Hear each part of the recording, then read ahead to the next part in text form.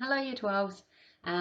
In the last lesson, we looked at the relationship between SDG 3 and SDGs 1, 2 and 4. And today we're just going to finish off with SDGs 5, 6 and 13, again in relation to SDG 3, which is our Good Health and Wellbeing Sustainable Development Goal. I've put this slide in again. Again, I want you to try and link to specific key features of SDG 3, probably targets, but there may be some where you link to a means of implementation, but just to really show that you've got understanding of the details of SDG 3. Okay, so just a quick recap on the SDGs. These are the ones that VCAR say that you need to know. And you need to be able to relate back to health and wellbeing. So SDG 1 is no poverty. SDG 2, zero hunger. Obviously SDG 3 is good health and wellbeing. SDG 4, quality education. SDG 5 is gender equality. SDG 6, clean water and sanitation. And SDG 13 is climate action. So in terms of remembering the numbers, it's easy-ish. We basically do 1 to 6, which includes 3, and 13. And then to try and remember the actual names of them, you can use this little mnemonic or try and think of another one.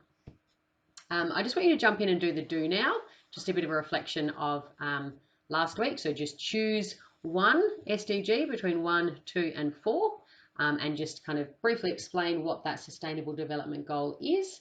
And show the relationship with SDG 3. So remember to try and link both ways, so how they impact on each other.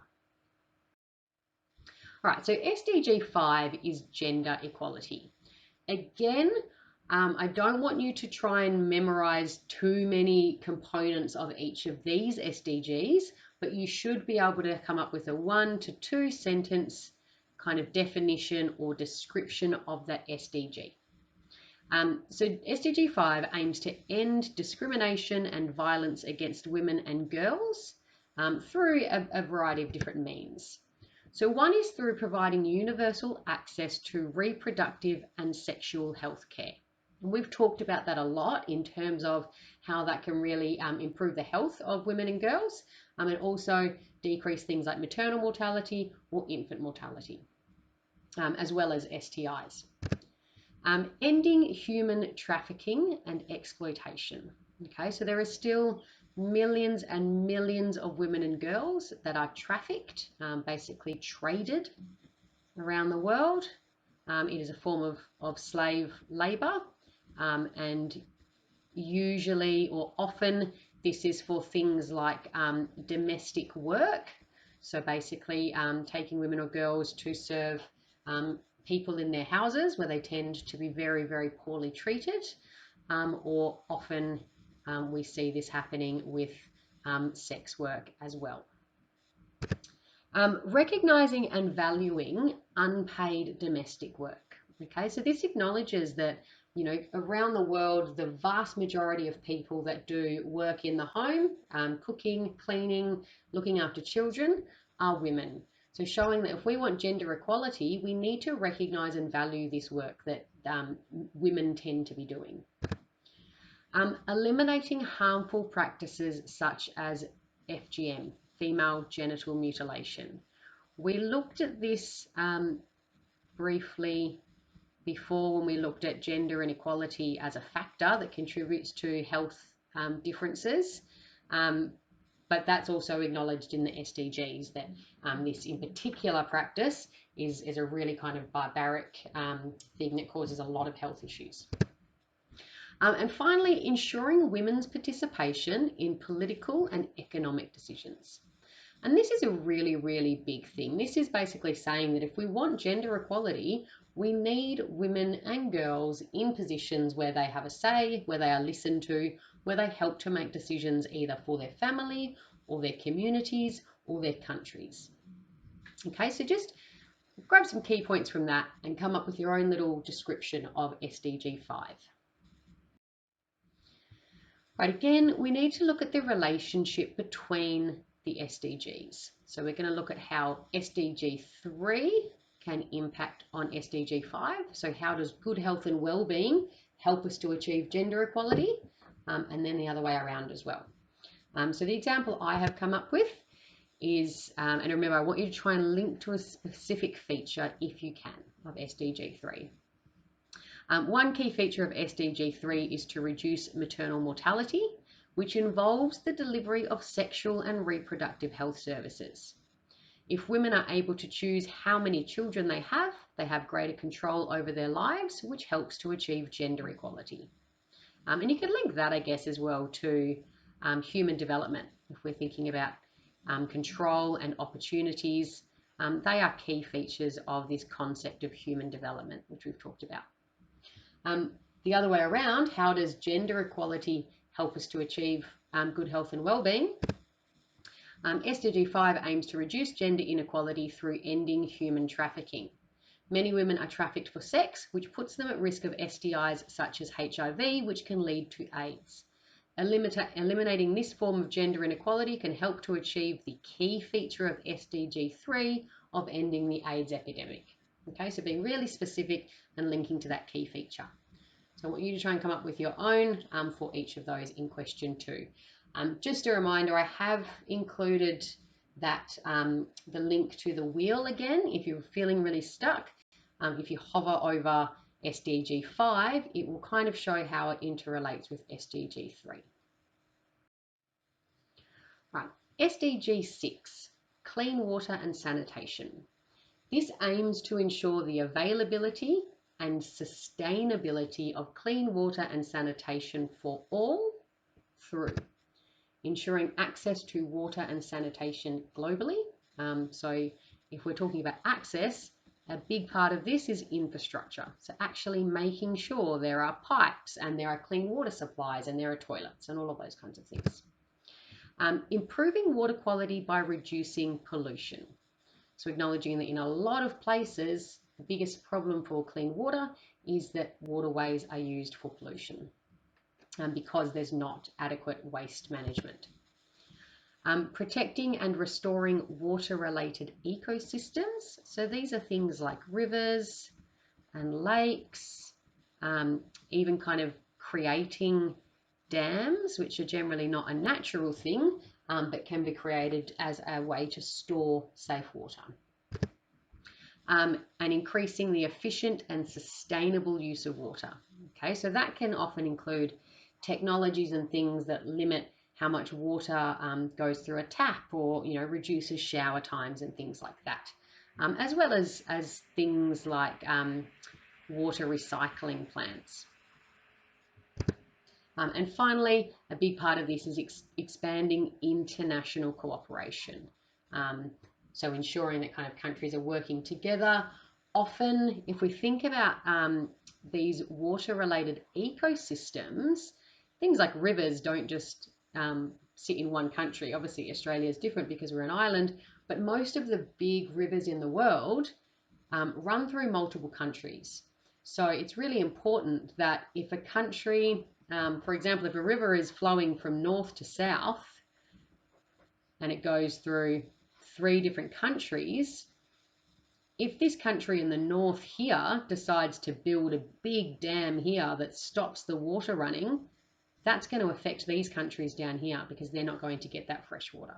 Okay, so international cooperation is really, really important in this particular one. So just, again, a little definition, 1 to 2 sentences of SDG 6 in question 3. Okay, interrelationship between SDG 6, clean water and sanitation, and good health and well-being. We've talked about this quite a lot already as a factor, so hopefully you're able to come up with some ideas for this one. So how does, firstly, achieving good health and well-being help us to achieve clean water and sanitation? Well, hopefully you remember one of the key features of SDG 3 is to reduce deaths from hazardous chemicals and pollution. So the work that is being done to do that is going to implement measures to eliminate waste properly. which can reduce the amount of pollution that goes into waterways, which in turn contributes to achieving SDG 6 of clean water and sanitation. If we look the other way now, how does clean water and sanitation help us to achieve good health and well-being? Hopefully you can think of lots of ideas for this because we've talked about this quite a lot. But one is that many infectious diseases such as cholera are transmitted through unsafe drinking water. If we improve the quality of water, this can help to achieve the key feature of SDG 3 of combating waterborne diseases. Okay, so again, link specifically to a feature. And pop your answers into question 4.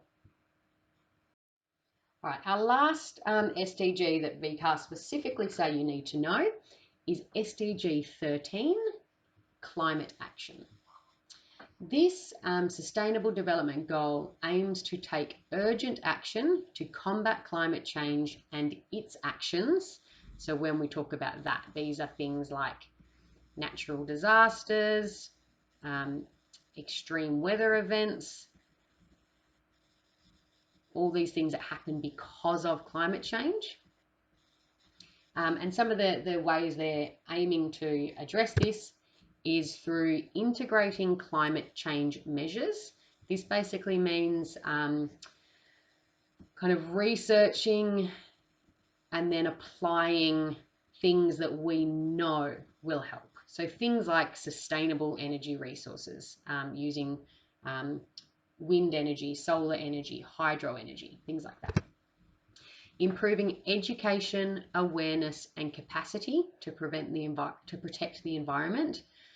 Climate change is one of the biggest challenges of our time because what needs to be done to stop it often is going to mean we have to change the way that we live our lives a little bit. And that is a hard thing to do. So we need to educate and make people aware enough that they are willing to make even the smallest changes.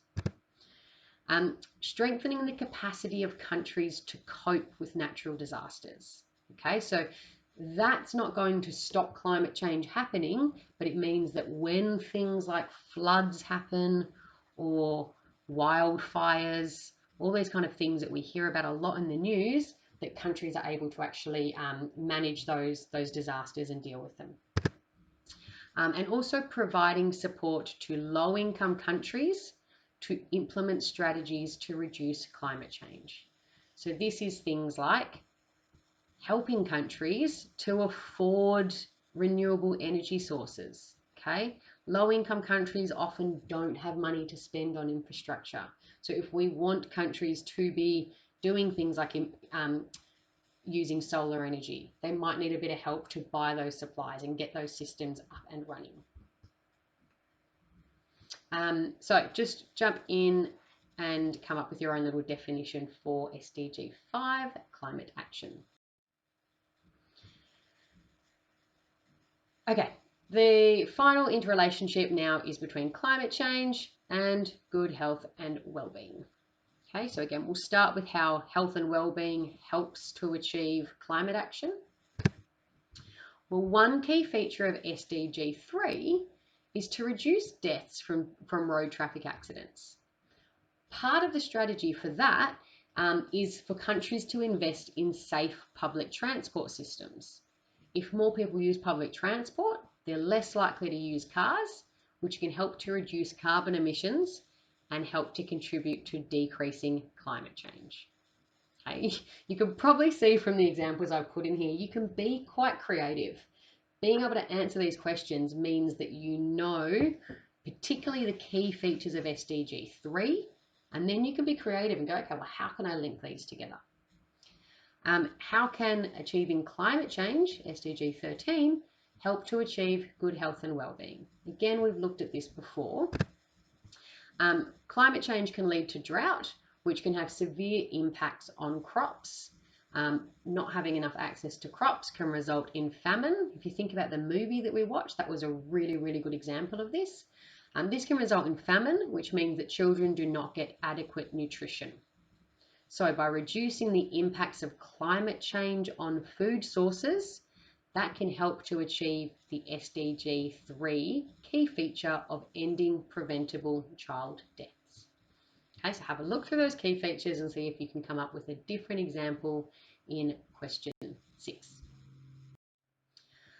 All right, so I know we've done a lot over the last few weeks. We've kind of, looked at what the SDGs are in general, what the rationale and objective for them are. We've looked a lot at SDG 3 and all of its key features to help achieve good health and well-being.